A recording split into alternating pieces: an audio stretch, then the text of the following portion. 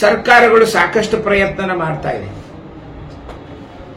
ರೈತರ ಕೆಲಸ ಮಾಡಬೇಕೇ ಹೊರತು ಅವರು ಸಾಕದಂತ ದನಕರುಗಳು ನೋಡ್ಬೇಕೇ ಹೊರತು ದುಡಿಯುವ ವರ್ಗಕ್ಕೆ ಅಂದರೆ ಕಚೇರಿಗಳಲ್ಲಿ, ಸರ್ಕಾರದ ಕಚೇರಿಗಳಲ್ಲಿ ಫ್ಯಾನ್ಗಳ ಅಡಿ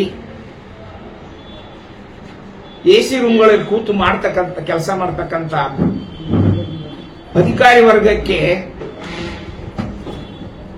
ಈ ರಾಷ್ಟ್ರದ ರೈತ ಅನ್ನ ನೀಡಬೇಕಾಗಿದೆ.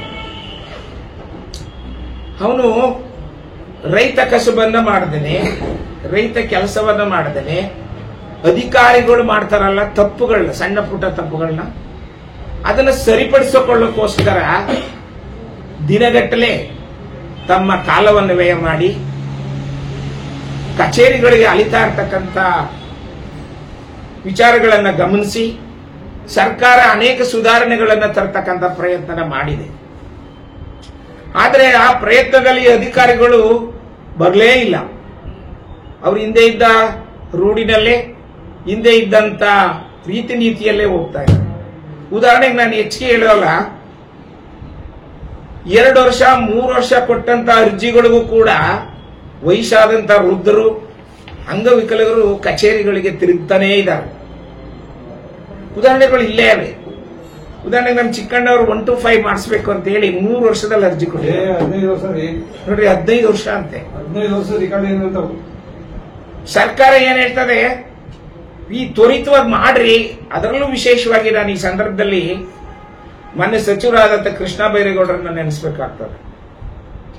ರೈತರು ಬವಣೆ ತಪ್ಪಲಿ, ರೈತರು ಕಚೇರಿಗೆ ಬರ್ತಕ್ಕಂಥದ್ದನ್ನ, ಅಲದಾಟವನ್ನ, ಸಮಸ್ಯೆಗಳನ್ನು ತಪ್ಪಿಸಿ ಅವರ ಕೆಲಸ ಕಾರ್ಯಗಳು ಸುಗಮವಾಗಲಿ ಅಂತೇಳಿ ಅನೇಕ ಸುಧಾರಣಾ ಕಾರ್ಯಕ್ರಮಗಳನ್ನ ತರ್ತಾ ಇದ್ದಾರೆ. ಅದು ಪ್ರಯೋಜನ ಆಗ್ತಾ ಇದೆಯಾ, ಕಾರ್ಯಗತ ಆಗ್ತಾ ಇದೆಯಾ ಅನ್ನೋದನ್ನ ನಾವು ಆಲೋಚನೆ ಮಾಡಬೇಕಾಗಿದೆ. ಈ ನಿಟ್ಟಿನಲ್ಲಿ ನಾವು ಸಂಘವನ್ನ ಸದೃಢವಾಗಿ ಕಟ್ಟಿದ್ರೆ, ನಮ್ಮ ಕರ್ನಾಟಕ ರಾಜ್ಯ ರೈತ ಸಂಘವನ್ನ, ಈ ಹಸಿರು ಟವಲ್ಗೆ ಬೆಲೆ ಇದೆ, ಈ ರೈತರಿಗೆ ಬೆಲೆ ಇದೆ ಅನ್ನೋದನ್ನ ನಾವು ನಿರೂಪಿಸೋಕ್ಕೋಸ್ಕರ ಈ ಸಂಸ್ಥೆಯನ್ನ ಮಳವಳ್ಳಿ ತಾಲೂಕಿನಲ್ಲಿ ಅತ್ಯಂತ ಸದೃಢವಾಗಿ ಕಟ್ಟಬೇಕು ಅನ್ನೋ ಆಲೋಚನೆ ಮಾಡಿದ್ದೇವೆ. ಮತ್ತೊಂದು ವಿಚಾರ ಅಂತ ಹೇಳಿದ್ರೆ, ತಾವು ಗಮನಿಸಿರ್ಬೋದು, ಪ್ರಾಣಿಗಳು, ಅದರಲ್ಲೂ ಕ್ರೂರ ಪ್ರಾಣಿಗಳು ಮತ್ತು ರೈತರ ಮಧ್ಯೆ ಸಂಘರ್ಷ ನಡೀತಾನೇ ಇದೆ. ಅನೇಕ ರೈತ ಬಾಂಧವರ ಪ್ರಾಣ ಹೋಗ್ತಾನೆ ಇದೆ. ಸರ್ಕಾರ ಯಾವ ನಿಟ್ಟಿನಲ್ಲಿ ಕ್ರಮ ತಗೋತಾ ಇದೆ ಅನ್ನೋದನ್ನ ನಾವು ಆಲೋಚನೆ ಮಾಡಬೇಕಾಗ್ತದೆ. ರೈತರ ಜೀವಕ್ಕೆ ಬೆಲೆನೇ ಇಲ್ವಾಗಾದ್ರೆ, ಒಬ್ಬ ರೈತ ಸತ್ತೋದ್ರೆ ಚಿಂತೆ ಇಲ್ಲ, ಆದ್ರೆ ಅವನ ಪ್ರಾಣ ಹೋಗ್ತದಲ್ಲ, ಹೋಗೋವರೆಗೆ ಆತ ಹಿಂಸೆ ಪಡ್ತಾನಲ್ಲ, ಭಯ ಪಡ್ತಾನಲ್ಲ, ಪ್ರಾಣ ಹೋದ್ಮೇಲೆ ಚಿಂತೆ ಇಲ್ಲ, ಅವನ ನಿಶ್ಚಿಂತವಂತ, ಅವನ ಪುಣ್ಯವಂತ. ಪ್ರಾಣ ಹೋಗೋವರೆಗೆ ಆ ಪ್ರಾಣಿಗಳು ಹಿಂಸೆ ಕೊಡ್ತಾವಲ್ಲ, ಅದನ್ನ ಯಾರು ಆಲೋಚನೆ ಮಾಡಿದಾರ? ಇಲ್ಲಿ ಪ್ರಾಣ ಹೋಗೋದು ಯಾರದು? ರೈತರದೇ ಹೊರತು, ರೈತರ ಮಕ್ಕಳದೇ ಹೊರತು, ಎಸಿ ರೂಮ್ನಲ್ಲಿ ಫ್ಯಾನ್ ಅಡಿನಲ್ಲಿ ಕೂತು ಕೆಲಸ ಮಾಡ್ತಾರಲ್ಲ, ಅಥವಾ ರಾಜಕಾರಣಿಗಳಿದಾರಲ್ಲ, ಅವ್ರ ಮಕ್ಕಳದ್ದು ಏನಾದ್ರು ಪ್ರಾಣ ಹೋಗ್ತಾ ಇದೆಯಾ? ಇಲ್ಲ, ಹೋಗ್ತಾ ಇಲ್ಲ. ಈ ರೈತ ಮತ್ತು ಪ್ರಜೆಗಳು ಯಾತಕ್ಕೆ ಸರ್ಕಾರನ ತರ್ತಾರೆ? ಯಾತಕ್ಕೆ ಜನಪ್ರತಿನಿಧಿಗಳನ್ನ ಆಯ್ಕೆ ಮಾಡ್ತಾರೆ? ಸರ್ಕಾರಗಳು ಯಾತಕ್ಕಿದೆ ಅನ್ನೋ ಆಲೋಚನೆ ನಾವು ಮಾಡಬೇಕಾಗ್ತದೆ. ಆದರೆ ಇದರ ಬಗ್ಗೆ ಸೂಕ್ತವಾದ ಕ್ರಮವನ್ನ ಸರ್ಕಾರಗಳು ತೆಗೆದುಕೊಂಡಿಲ್ಲ. ತಗೊಳ್ಬೇಕು ಅಂತ ಹೇಳಿ ಒತ್ತಾಯ ಮಾಡೋದು ನಮ್ಮ ಈ ಸಂಘದ, ನಮ್ಮ ರೈತ ಸಂಘದ ಮೂಲ ಉದ್ದೇಶ. ನೋಡಿ, ಮೊನ್ನೆ ಕೂಡ ಗಮನಿಸಿರ್ಬಹುದು, ಬೀದಿ ನಾಯಿಗಳ ಹಾವಳಿ ಎಷ್ಟಿದೆ, ಅಗಾಧವಾಗಿದೆ. ಮುಗ್ಧ ಮಕ್ಕಳನ್ನ, ವಯೋವೃದ್ಧರನ್ನ ಎಷ್ಟು ಹಿಂಸೆ ಕೊಟ್ಟು ಪ್ರಾಣ ತೆಗಿತಾವೆ, ಹಲ್ಲೆ ಮಾಡಿವೆ. ಇದ್ರ ಬಗ್ಗೆ ಸರ್ಕಾರ ಆಲೋಚನೆ ಮಾಡಬೇಕಾದ್ದು. ಸರ್ಕಾರದ, ಅದು ಕೇಂದ್ರ ಸರ್ಕಾರ ಇರ್ಬೋದು, ರಾಜ್ಯ ಸರ್ಕಾರ ಇರ್ಬೋದು, ಜಿಲ್ಲಾಡಳಿತ ಇರ್ಬೋದು, ಅಥವಾ ಪಂಚಾಯತಿಗಳು ತಗೊಬಂದ್ರು, 5 ಹಳ್ಳಿ 6 ಹಳ್ಳಿಗೆ ಒಂದು ಪಂಚಾಯತಿ ತಗೊಬಂದ್ರು, ಗಮನಿಸ್ತಾ ಇದಾರ? ಆಯಾ ಆಯಾ ವ್ಯಾಪ್ತಿನಲ್ಲಿ, ಒಂದು ಪುರಸಭೆ ವ್ಯಾಪ್ತಿನಲ್ಲಿ, ಒಂದು ಪಂಚಾಯತಿ ವ್ಯಾಪ್ತಿನಲ್ಲಿ ಇರ್ತಕ್ಕಂಥ ಅಧಿಕಾರಿಗಳಾಗಲಿ ಮತ್ತೊಬ್ಬ ಜನಪ್ರತಿನಿಧಿ ಆಗಲಿ ಈ ಅನ್ಯಾಯಗಳ ಬಗ್ಗೆ ಗಮನ ವಹಿಸಿ ಕ್ರಮ ತೆಗೆದುಕೊಂಡ್ರೆ, ಮೊನ್ನೆ ನೋಡಿ ಇವತ್ತಿನ ಟಿವಿನಲ್ಲಿ ಕೂಡ ಇದೆ, ಯಾವುದೋ ಮಗುಗೆ ನಾಯಿಗಳು ಹಲ್ಲೆ ಮಾಡಿರ್ತಕ್ಕಂಥದ್ದು.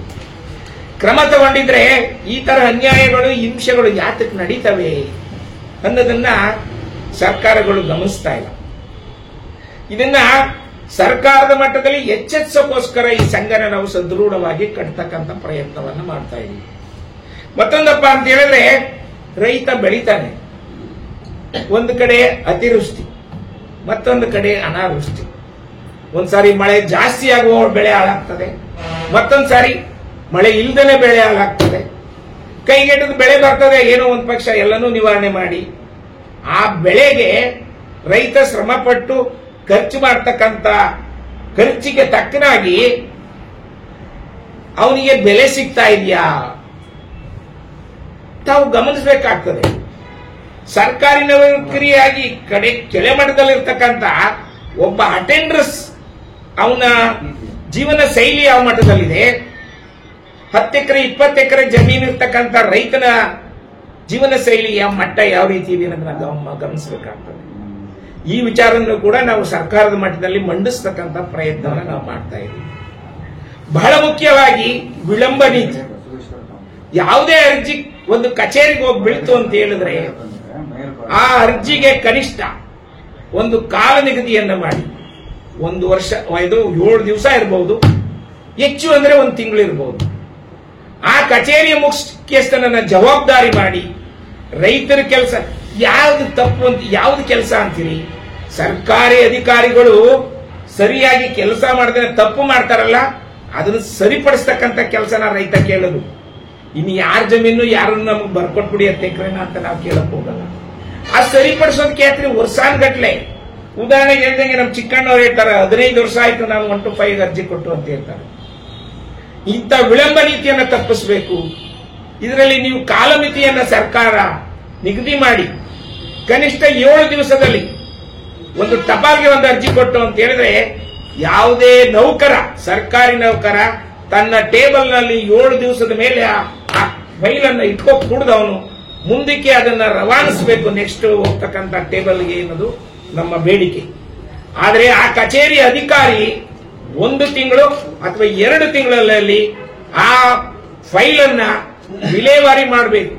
ಅದು ಕೆಲಸ ಆಗ್ತದೋ ಅಥವಾ ಆಗಲ್ವೋ, ಆಗದಿದ್ದಲ್ಲಿ ಎಂಡರ್ಸ್ಮೆಂಟ್ ಆಗೋದಾದ್ರೆ, ಸಾಧ್ಯವಾದ್ರೆ ಆ ಫೈಲ್ ಅನ್ನು ಮುಕ್ತಾಯ ಮಾಡಿ ಆ ಫೈಲ್ದಾರನಿಗೆ ಅನುಕೂಲ ಮಾಡಿಕೊಡ್ಬೇಕು ಅನ್ನೋದು ನಮ್ಮ ಮುಖ್ಯವಾದ ಉದ್ದೇಶ ಆಗಿರುತ್ತದೆ. ಈ ನಿಟ್ಟಿನಲ್ಲಿ ನಾವು ಇವೆಲ್ಲ ಕಾರಣಗಳಿಂದ ಇಡೀ ರಾಜ್ಯದಲ್ಲಿ ರೈತ ಸಂಘ ಸದೃಢವಾಗಿ ಬೆಳೀತಾ ಇದೆ. ಅದರಲ್ಲೂ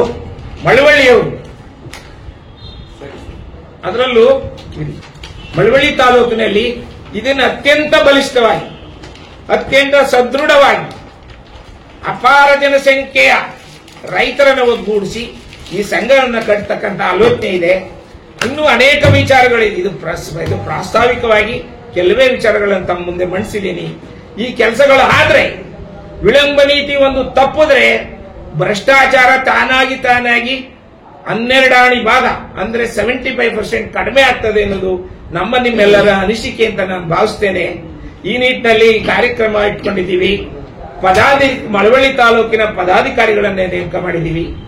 ನನ್ನನ್ನ ಮಾನ್ಯ ರಾಜ್ಯಾಧ್ಯಕ್ಷರಾದಂತಹ ಶ್ರೀ ಲಕ್ಷ್ಮೀನಾರಾಯಣಗೌಡರು 2 ತಿಂಗಳಲ್ಲೇ ತಾಲೂಕು ಅಧ್ಯಕ್ಷನಾಗಿ ನೇಮಕ ಮಾಡಿದ್ದಾರೆ. ನಾನು ನಮ್ಮ ಸ್ನೇಹಿತರದ ಒಂದು ಬಲವಾದ ಟೀಮ್ ಅನ್ನ ಕಟ್ಟಿ ಆ ಸಂದರ್ಭದಲ್ಲಿ ನಾನು ಘೋಷಣೆ ಮಾಡೋಣ ಅಂತೇಳಿ ತಮ್ಗೆ ಯಾರಿಗೂ ನಾನು ಅಧ್ಯಕ್ಷ ಅಂತ ಇದುವರೆಗೂ ನಾನು ಹೇಳಿಲ್ಲ. ಈ ಸಂದರ್ಭದಲ್ಲಿ ನನ್ನ ಆದೇಶ ಪತ್ರ ಇಲ್ಲಿದೆ. ತಾವ್ಯಾರೂ ಅನಿತಾ ಭಾವಿಸಬಾರ್ದು. ಆದ್ದರಿಂದ ಈ ಸಂದರ್ಭದಲ್ಲಿ ನನ್ನನ್ನು ಅಧ್ಯಕ್ಷರಾಗಿ ನೇಮಕ ಮಾಡಿರ್ತಕ್ಕಂಥ ರಾಜ್ಯಾಧ್ಯಕ್ಷರಾದಂಥ ಶ್ರೀಯುತ ಲಕ್ಷ್ಮೀನಾರಾಯಣಗೌಡರಿಗೆ ಧನ್ಯವಾದಗಳನ್ನು ಸಲ್ಲಿಸ್ತೇನೆ.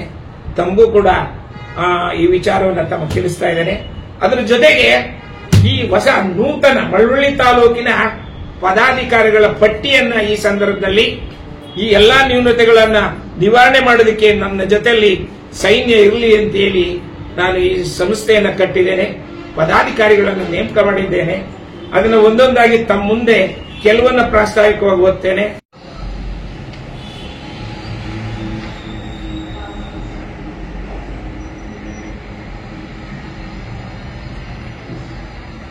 ನಮ್ಮ ಯೂಟ್ಯೂಬ್ ಚಾನೆಲ್ನ ಸಬ್ಸ್ಕ್ರೈಬ್ ಆಗಿ, ಲೈಕ್ ಮಾಡಿ, ಪಕ್ಕದಲ್ಲಿ ಕಾಣಿಸೋ ಬೆಲ್ ಐಕನ್ನ ಕ್ಲಿಕ್ ಮಾಡಿ.